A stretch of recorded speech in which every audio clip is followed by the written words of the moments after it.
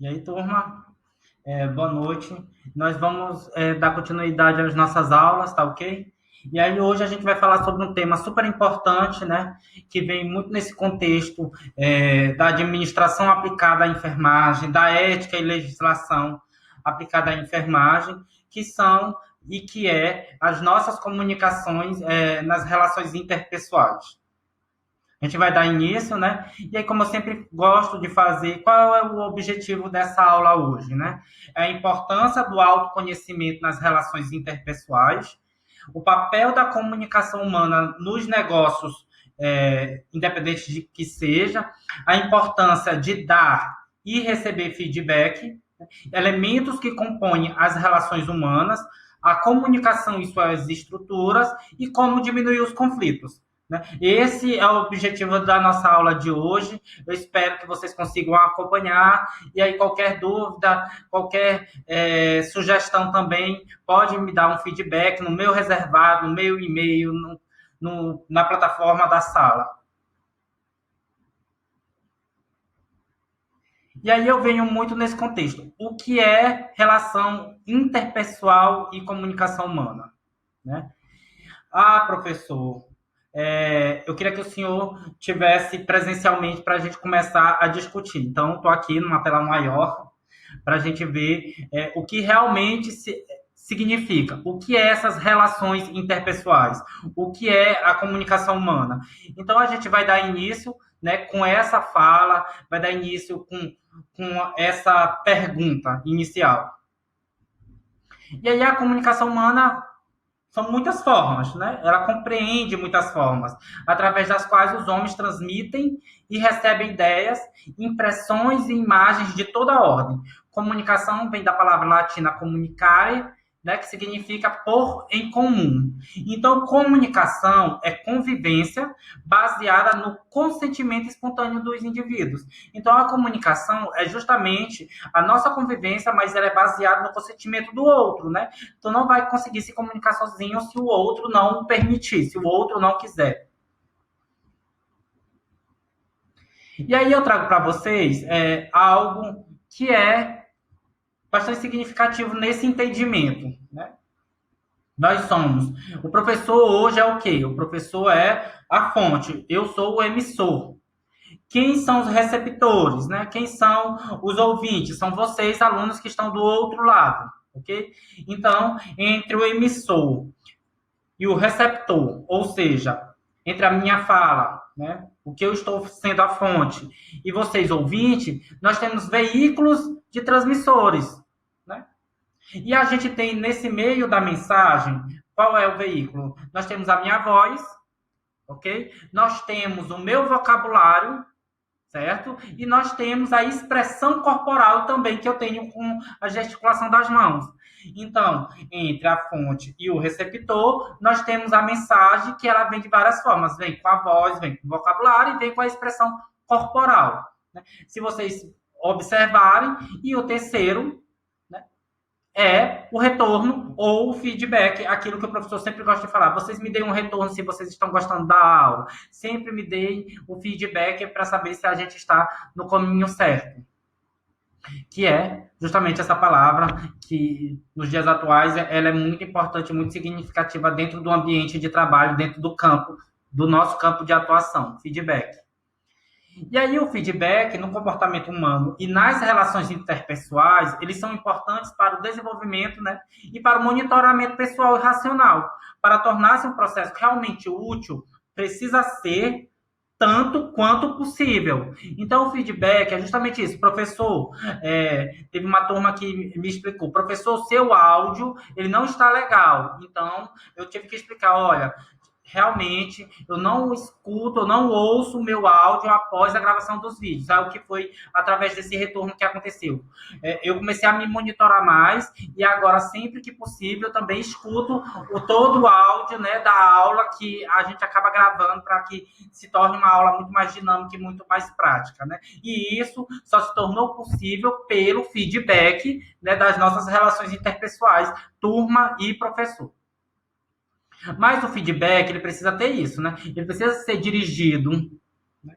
Ele precisa ser oportuno, Ele precisa ser específico ao invés de geral, ele precisa ser solicitado ao invés de imposto, né? Descritivo ao invés de avaliativo. Um feedback não é muito da avaliação, vai se descrever. Ele precisa ser esclarecido para assegurar a comunicação precisa e ele precisa ser compatível com as necessidades de ambos, tanto do comunicador, que sou eu, quanto do receptor. Então, precisa estar compatível com as necessidades e motivações da nossa aula. Então, o feedback ele sempre precisa estar dentro desses tópicos. E a comunicação, segundo a quantidade de pessoas envolvidas no processo, né? E isso é uma comunicação que a gente fala que existe muito mais outras pessoas. E aí tem a comunicação interpessoal, certo? A comunicação intrapessoal, a comunicação intragrupal, a comunicação intergrupal e a comunicação de massa. Comunicação interpessoal. Comunicação inter, já está dizendo. Interpessoal é quando a gente se comunica com outra pessoa. Nós nos relacionamos. Comunicação intrapessoal é a comunicação que eu tenho para dentro. Que eu tenho comigo mesmo. A comunicação intragrupal. A comunicação intragrupal é dentro do grupo, dentro da turma de vocês. É uma comunicação dentro do grupo específico que vocês têm do WhatsApp. Que não tenha professores, que não tenha direção, só tem vocês. É uma comunicação intergrupal. A comunicação intragrupal. A comunicação intergrupal é entre grupos. É quando se monta um grupo todo do SEMP, está todos os alunos dentro desse grupo. E aí tem vários grupos, ok? E a comunicação de massa, que todo mundo sabe, é quando a gente fala para todas as pessoas, enfim. A gente atinge um número maior. E aí, nessas relações interpessoais, que é o tema da nossa aula, né, e nas situações de trabalho compartilhadas por duas ou mais pessoas, há atividades pré-determinadas a serem executadas, e bem como interações e sentimentos recomendados, tais como comunicação, cooperação, respeito e amizade. Né? Se a gente trabalha dentro de um serviço, né, de saúde, a gente tem relações interpessoais, que nós vamos compartilhar o trabalho. Vem a coordenação, a gerência, né, e democraticamente diz como o serviço vai ser feito da melhor forma e nós vamos executar. Né? Mas dentro disso tudo, nessa relação, nós precisamos ter uma comunicação legal, uma cooperação, o respeito, né, e a amizade também pelos colegas e profissionais. E aí, quais são esses elementos, né, que compõem na comunicação e na relação interpessoal? Os principais elementos são o verbal, né, que é a fala, e o não verbal. Professor, mas eu nunca ouvi falar nesse não verbal. Então, a comunicação não verbal, né, ela caracteriza-se pelas nossas atitudes e sentimentos para com os outros, né, que são os signos não verbais. Quais são eles? Né? São os três. Né? Linguagem de corpo, né, que você nem precisa falar. A gente até falou sobre preconceito e discriminação, que o olhar ele conta muito. Então, a tua expressão corporal ela diz muito da sua fala não verbal, né? Paralinguagens, né? E vestimenta. A vestimenta ela também é uma comunicação não verbal. Existem vestimentas que tem locais que você não pode. Por exemplo, dentro de hospitais, você vai fazer uma visita a um paciente, você não pode ir de short ou bermuda. Então, a vestimenta também é uma comunicação não verbal. Linguagem do corpo. Há 5 elementos importantes na linguagem corporal a saber, né? E aí, alguns, por exemplo, a postura do corpo, como eu estou sentado com vocês. Olha a expressão, meu rosto sempre para cima, porque a minha webcam é na parte de cima, mas eu poderia ficar mais assim, mas eu sempre fico assim, com um pouco mais levantado. E isso é uma linguagem corporal. Os gestos que eu tenho com a mão, que é como se eu estivesse sinalizando de apresentação, né? O toque, a minha expressão, tudo isso são linguagens do corpo. E aí a paralinguagem, né? A paralinguagem são falas. E aí? Eles descrevem os signos não verbais, né? Que acompanham a fala. Há reações e emoções, muitas vezes, imediatas à mensagem do outro. E ela pode sugerir o estado emocional ou a sua alteração neurológica. A gente tem que ter muito cuidado. Né? Aí vem o seu coordenador e diz, olha, vocês precisam aferir pressão de 12 pacientes. E aí isso é uma paralinguagem. Às vezes sai sem querer. né? E aí isso já se cria uma barreira de uma relação interpessoal e acaba se desgastando com o passar do tempo e você acaba se sujeitando muitas das vezes a não compreender o outro e o outro também não compreender você, certo? E aí a vestimenta, né? A vestimenta também é uma linguagem. E aí nós reconhecemos muitas pessoas pela vestimenta. Ó, o juiz de futebol, pela vestimenta nós sabemos que ele é um juiz de futebol. O arquiteto, pela vestimenta, nós sabemos que ele é um arquiteto. O médico, né? Ah, professor, mas aí pode ser um enfermeiro, pode ser um médico, pode ser as pessoas, mas teoricamente, né, e historicamente, pela questão moral, enfim, que a gente já trabalhou isso, o médico sempre usa o esteto no pescoço. Ele coloca o esteto, né, usa jaleco, tudo. Ok? E aí a comunicação verbal, né, que é ideal para descrever ideias, opiniões e argumentos, né, que são chamados de abstratas. A fala é um código de signos regulados por convenções, como a síntese e a gramática, né? A síntese. Temos registros que classificamos como fortes e fracos. A fala utiliza idiomas e coloquialismo, né, que fazem parte de uma cultura. O idioma e um coloquialismo que nós fazemos parte, que é do estado do Maranhão, minha irmã, ô minha irmã. Né? Então, isso faz parte do nosso vocabulário, né, mas faz parte da nossa cultura, o pequeno, né, que é da Baixada Maranhense. E aí, realizando o contato, né, a partir dessa questão verbal e não verbal, como é que nós vamos realizar esse contato? Né? Na autoapresentação. A forma como nos apresentamos para os outros dependerá da situação comunicativa. Né? E qual é a estratégia? É uma pequena peça do meio da comunicação que diz respeito, né, ao comportamento ou à interação. A gente utiliza muito de estratégias a todo momento. Né? Mesmo quando não percebemos, algumas podemos constitui como um hábito e, quando utilizada repetidas vezes, torna-se um ritual. Qual é a do professor? Ok, certo? Ok. E aí é um hábito, né? Eu fico me regulando muitas das vezes e me monitorando, né, para que eu não fique toda hora repetindo e falando ok. Ou a palavra certa. E quais são as estratégias importantes, né? A redundância, né? O uso de repetição para enfatizar ideias importantes.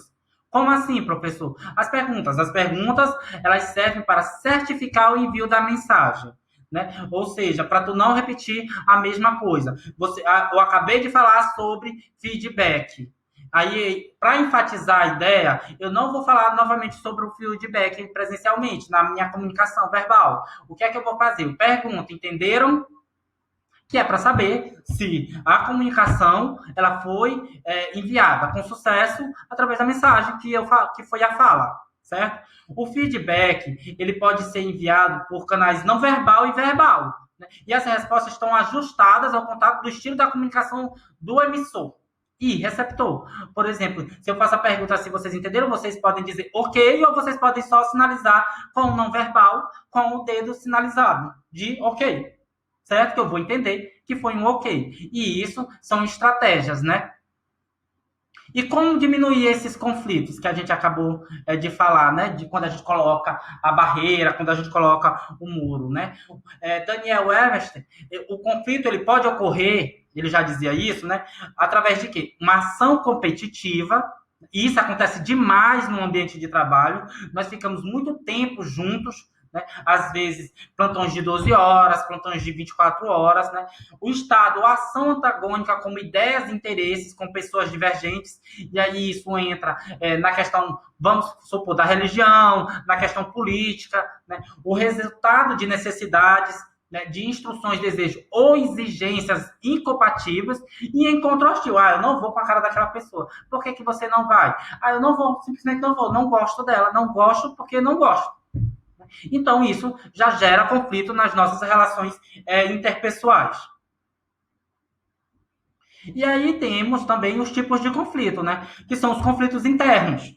Né? Perturbações internas, né? Pode estar ligada a uma experiência, né? A valores que estão sendo modificados para atender determinadas necessidades, né? É a tua questão moral, e aí você tem um conflito interno nessa tua questão moral quando você bate de contra, por exemplo, com a questão ética. E aí, a questão ética, ela diz algo, né, que vem em forma de lei, de decreto ou de norma, e tua questão moral não aceita isso, porque você foi educado, criado, enfim, com outras situações.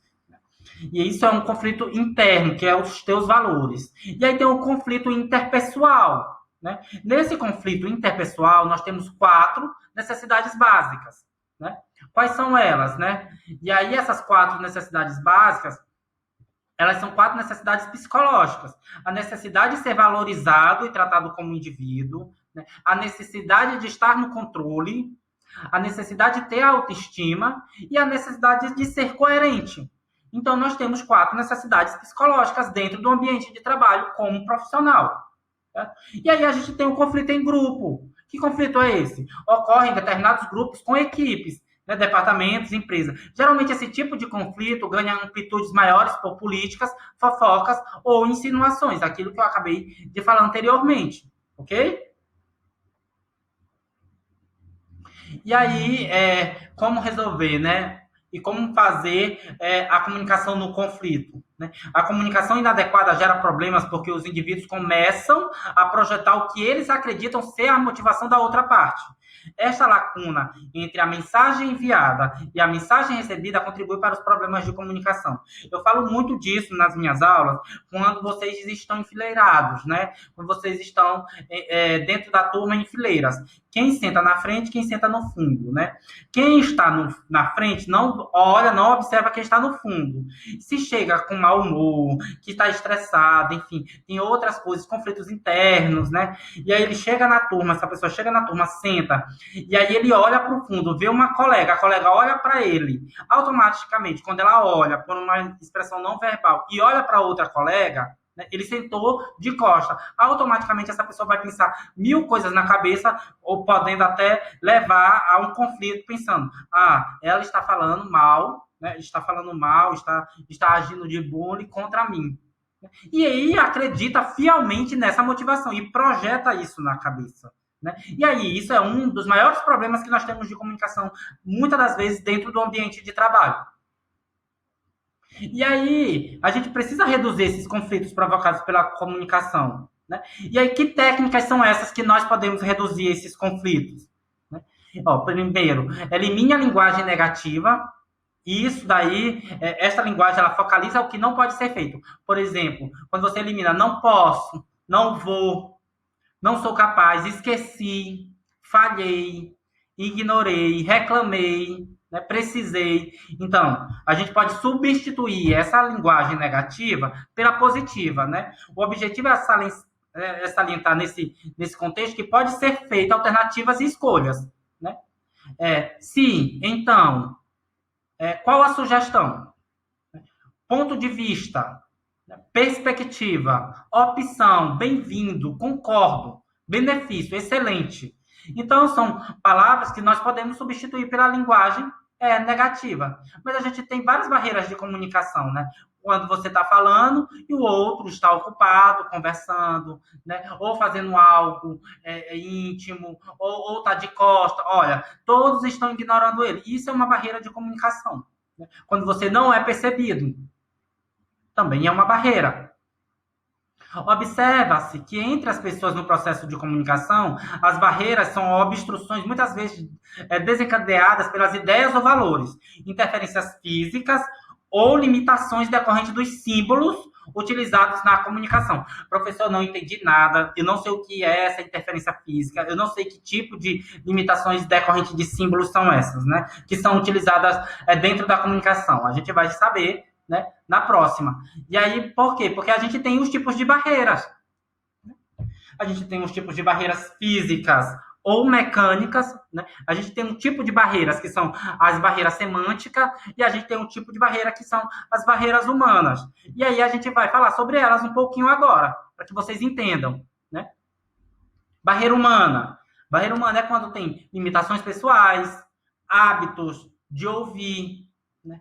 Emoções, preocupações, tudo isso são barreiras humanas. Sentimentos pessoais, motivações, é uma barreira humana. Qual é a barreira física? O espaço físico, a distância entre um e o outro, a interferência física, pode ter uma porta, pode ter um muro e o outro falando com ele, falhas mecânicas, né? Ruídos ambientais, muitas pessoas conversando, ocorrências, né, locais, que acaba não acontecendo. E a barreira semântica, né? Vem muito disso, né? A interpretação de palavras. Eu falo algo, você interpreta de outra forma.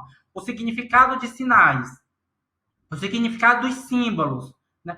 Quando você vai ter que também a decodificação de gestos e os sentidos das lembranças, né? Tudo isso são barreiras. E aí a gente vai ver mais na frente, ó, por exemplo, os 3 tipos de barreira. E aí a gente tem a fonte, que sou eu, professor, e nós temos o destino, que são vocês, alunos. Mas aí a gente tem barreiras humanas, né? Quais são as barreiras humanas nesse quesito?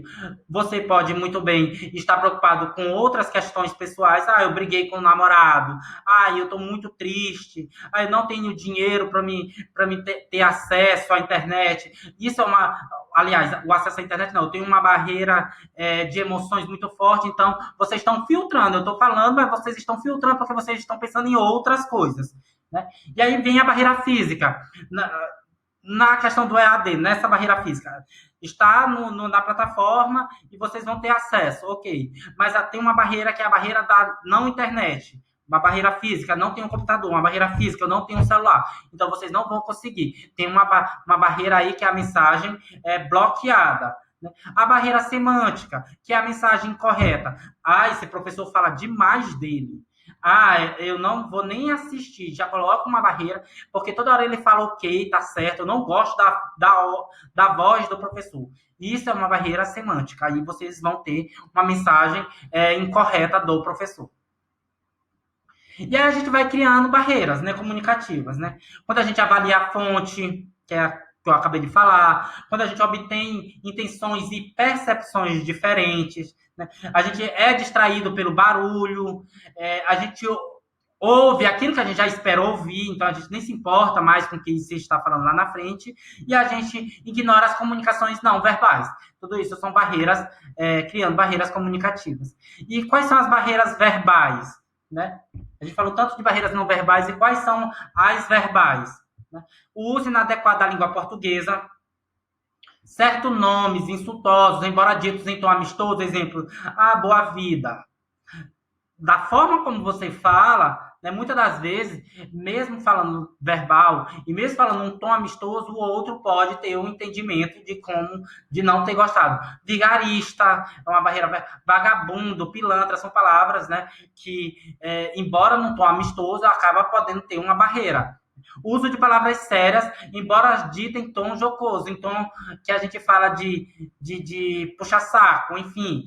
Exemplo, chefinho, senhor, mestre, meu guia, né? Então, também é uma barreira de que você não consegue escutar o outro. Palavras repetidas constantemente, também é uma barreira verbal.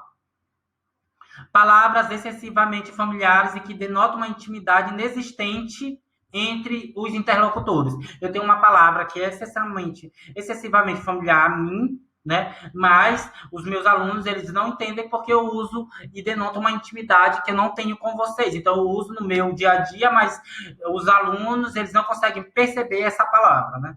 Expressões que menosprezam a capacidade do ouvinte. Né? Uso excessivo de exemplos pessoais. Uso de palavras que se referem à nacionalidade, raça, né? Expressões que constituem flagrantes ou mal dissimulados. Por exemplo, você está completamente enganado. Isso é o que você pensa. E aí a gente tem barreiras não verbais, né? Proximidade excessiva do interlocutor, deixando-o desconfortável. Geralmente mantemos uma distância ao redor de 1 metro quando falamos com as pessoas. Toques e empurrões constantes nos outros, que faz com que o interlocutor se afaste. Né? Corpo com desvio de postura. Eu tenho desvio de postura, às vezes eu estou assim, por isso que eu estou com uma postura mais avantajada. Mexer constantemente nas roupas e acessórios. Não olhar para o interlocutor, ou ter um olhar vago. né? Isso também são barreiras não verbais. Gestos exagerados ou repetidos em excesso, né? Desviar o olhar do interlocutor, fixar o olhar firmemente nos olhos ou em qualquer parte do corpo do interlocutor, movimentos tensos durante a fala, né? E aí chacoalha as pernas, né, ao extremo, exposto, falar absolutamente parado. Atenção corporal não genuína quando deveria estar na posição de ouvir, né? Então, quando você, em vez de você estar escutando, você dá-se a postura não verbal de que está na expressão mundo da lua, de que como se você não estivesse naquele ambiente, naquele local. E aí o comportamento comunicativo eficiente nessa relação interpessoal, né? A gente utilizar estratégias eficazes, né? A gente precisa estabelecer a empatia com o outro, olhar nos olhos, né? Gesticular sempre de maneira sutil, perceber a nós mesmos e aos outros, né? Isso é muito importante. Responder positivamente ao feedback recebido, mesmo que esse feedback seja negativo, a gente precisa responder positivamente, mostrar nossa aprovação aos outros e ser capaz de ouvir, né, efetivamente os outros. E aí é isso, galera. É uma aula super prática. Tem material de apoio para essa aula, né? Outros vídeos super interessantes para falar sobre relacionamentos interpessoais. Nós vamos ficando por aqui. Boa noite, bons estudos e até a próxima.